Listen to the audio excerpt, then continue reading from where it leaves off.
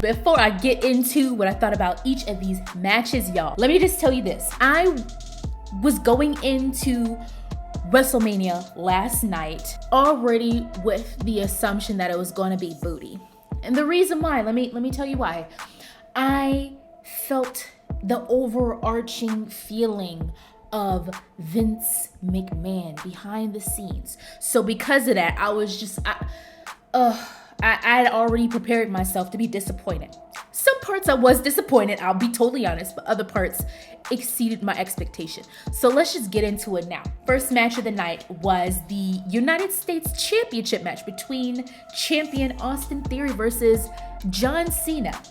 Now, that threw me for a loop that they were putting that on first. Granted, yes, it is the mid-card belt, but it's the mid-card belt that has been elevated, and it's John Cena trying to go after the United States Championship. Wait, why are we having this match first? Like, what the F? And then the match happened. Okay, that's why it was first. I won't say that this match was bad. It was not a bad match. It did not feel like a WrestleMania match. For some parts of the match, John Cena just seemed slower, and I get it, he's getting older. John Cena ain't young no more. I knew that Austin Theory was going to retain the United States Championship, and quite honestly, I would have loved to see John Cena win. It would have been great. I mean, for what he's gonna give it off to somebody else anyway, because he can't be full-time. It's John Cena. But the way Austin Theory won, at Theory, he low-blowed John Cena in the newts. Like, he felt the need to cheat in order to retain his championship. Like, I honestly feel like this was stupid. This match is to elevate Austin Theory. He's going against his hero. He's going against John Cena. Heck, John Cena has his own era in WWE. But for him Austin Theory, that is, to win like that didn't do anything for him. That did not do anything for Austin Theory. That did not elevate him.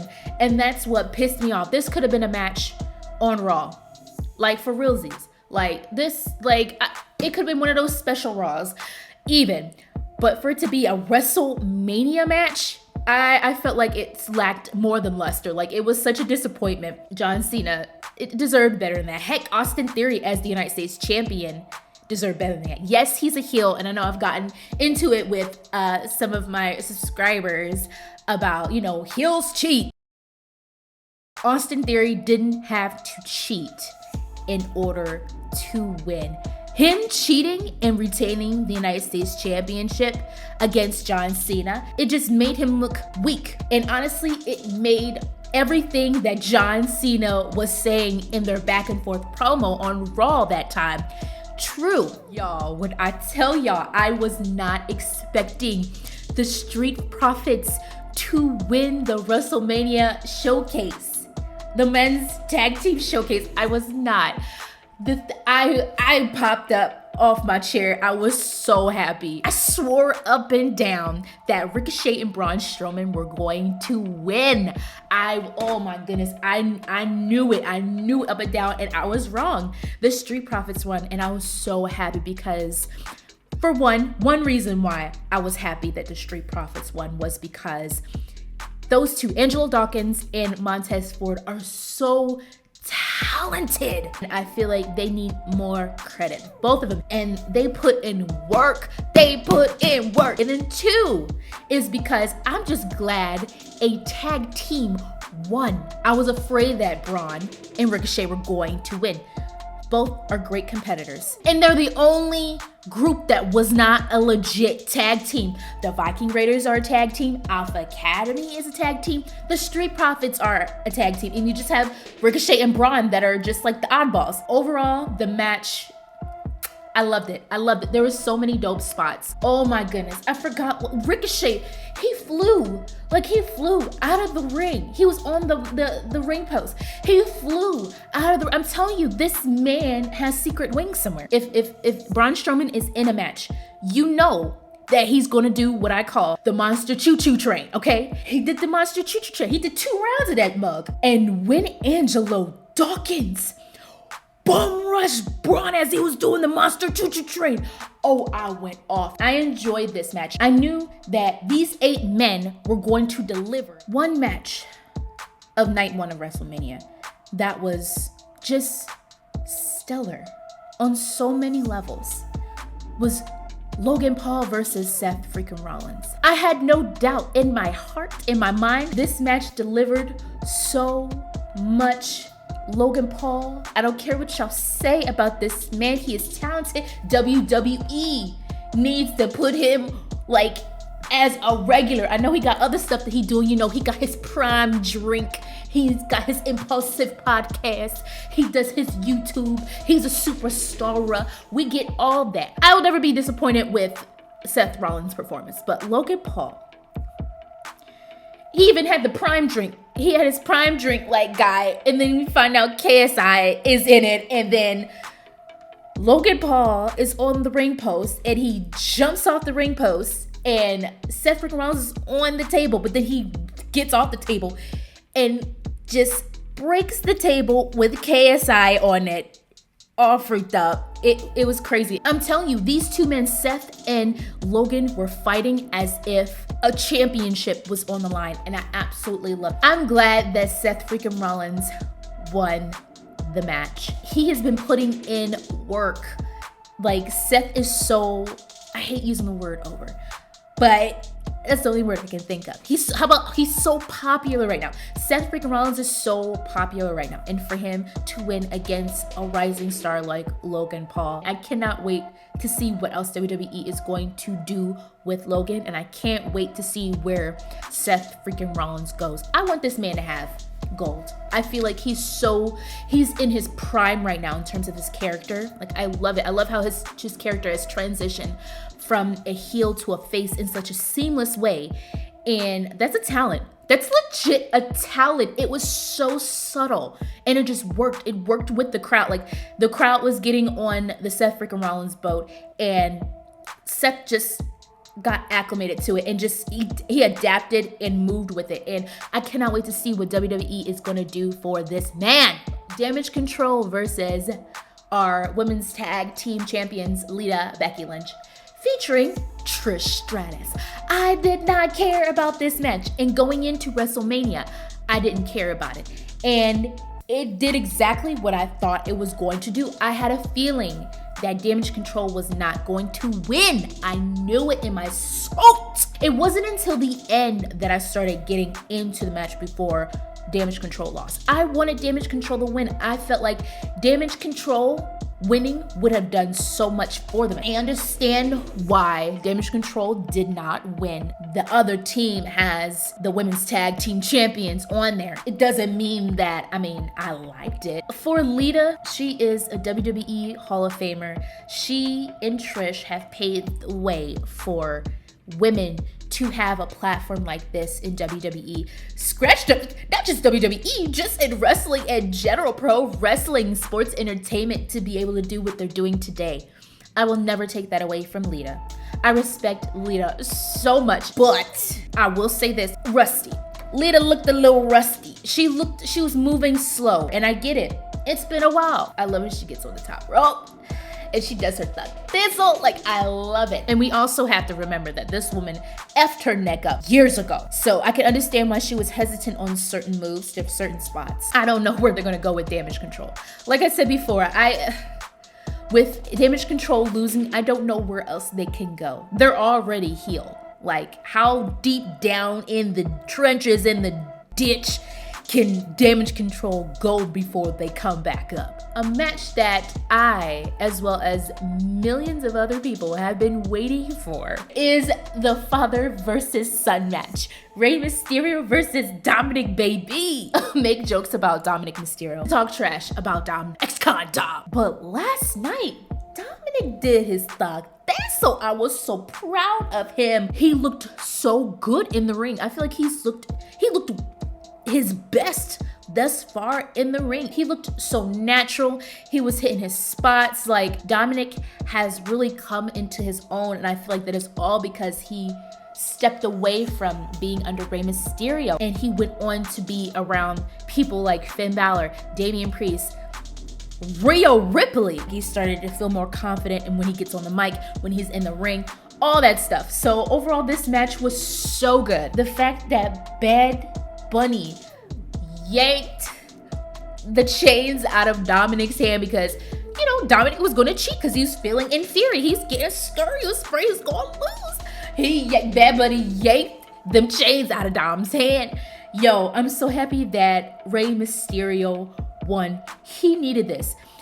Yo, there's so many parts in this match that made me crack up so hard and that got me so pumped. When Rey finally, he unbuckled his belt and started spanking Dominik in the corner. How Dominik going to take Aaliyah's drink out her hand, put it to his mouth? How you gonna throw the drink on your sister?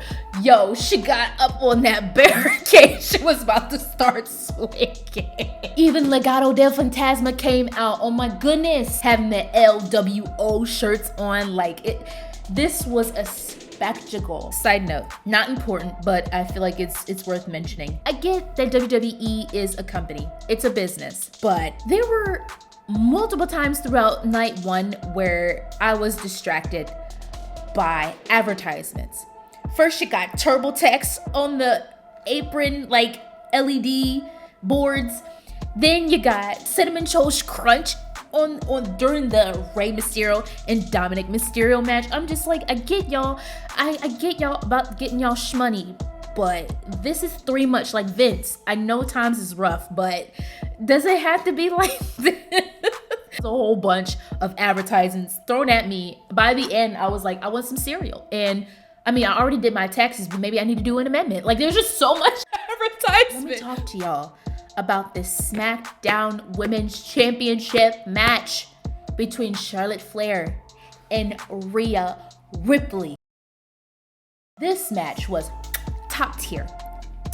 Top tier, chef's kiss, my dog. There were a few spots that looked a little nasty, especially I think Rhea Ripley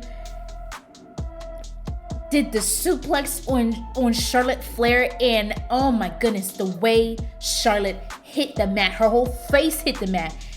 But it could have been a lot worse. Thank the Heavenly Father up there. She walked out with a scratch on her nose. That botch was rough. Oh my goodness. And WWE had the nerve to replay that multiple times. The aggression between these two women, Charlotte and Rhea, going at it. They made me a believer. And honestly, I was not looking forward to this match, y'all. I have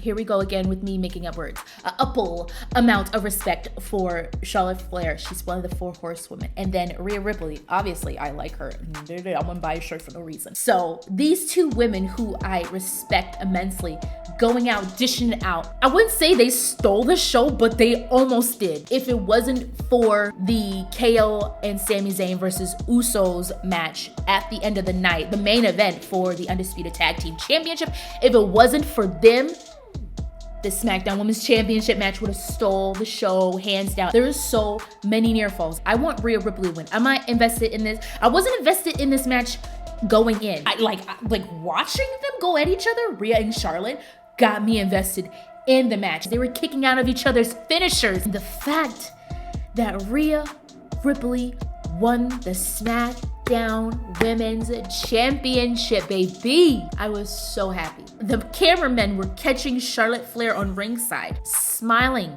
She could not stop from smiling. And this might make me go into a whole other story. Just go along with me, okay? It reminded me of when Bianca Belair versus Sasha Banks, when they had their WrestleMania moment, and it was for the SmackDown Women's Championship. And after Bianca won against Sasha Banks, Sasha was on ringside, and some people got it on camera where Sasha was like very emotional. She's so happy. She was smiling. She was cheesing her butt off because she was able to give back. She was able to put over a rising star like Bianca Belair, to give other women an opportunity to shine, to build the women's division in WWE. And Charlotte Flair was able to do that with Rhea Ripley. And I know this goes into a whole other subject of people complaining about how Charlotte Flair has been given everything because of her father, Ric Flair, that nature boy. She's had so many championships.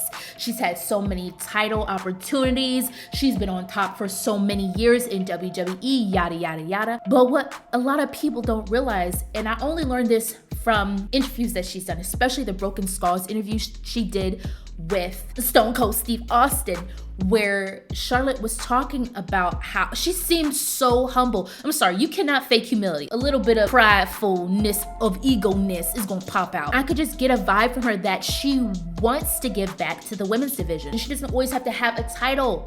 She doesn't always have to be the face of the women's division, that she desired to give back. And she said that in other interviews where she wants to give back to the women so bad. She wants to put over rising stars so bad, but creative wants to keep using her name and wants to keep her on top because, I mean, her name puts butts in seats. Going all the way back to SmackDown Women's Championship match at WrestleMania Night 1, to see Charlotte Flair smiling, genuine smiling, cheesing.